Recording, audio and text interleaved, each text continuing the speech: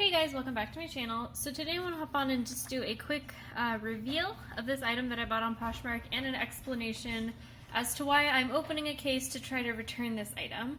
But before I get started, I do want to say thank you to those of you who have subscribed, and if you haven't subscribed already, please consider doing so.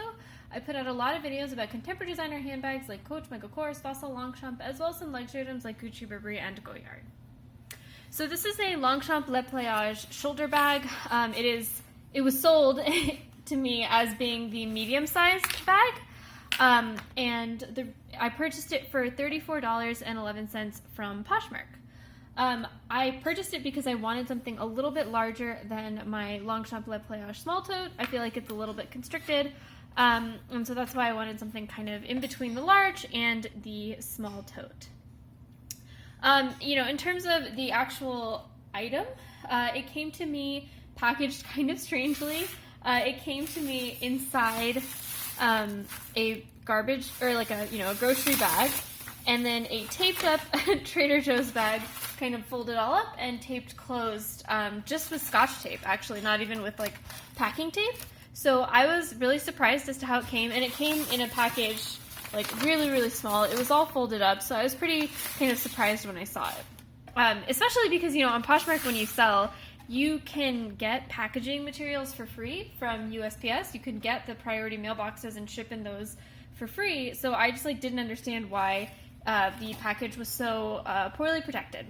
So the point of this video is to kind of explain that not every experience I have on Poshmark is a positive experience, and I just want to show you some of the downsides of shopping on Poshmark, especially when you try to get really good deals and you try to negotiate with sellers. Sometimes you end up kind of purchasing from a seller that is not super honest, or getting an item that is not kind of as described.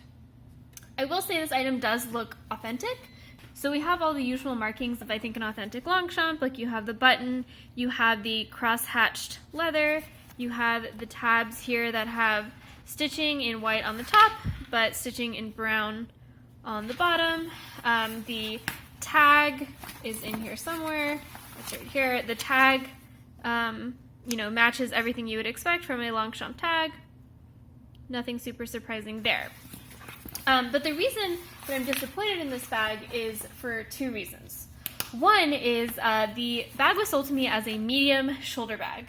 Unfortunately, what I didn't realize when I purchased this bag is that the medium shoulder bag doesn't exist. There's only a small size and a large size. There's, I think, some evidence maybe that the small Longchamp Le Pliage shoulder bag used to be called the medium, and so maybe that's why the seller called this medium, but it's definitely not sized to be like in between my small and large Longchamp. It's the exact same size as my small Longchamp. And the serial number on the inside and the tag, it does match that of a small Longchamp. So you can see that's the serial number. Let me just turn on the light. So starting with 260508, that indicates that it is a small tote. But kind of more importantly, and I think like the more disappointing thing, the reason that I'm opening a case to try to return this bag is that it's in worse condition than the seller described it as.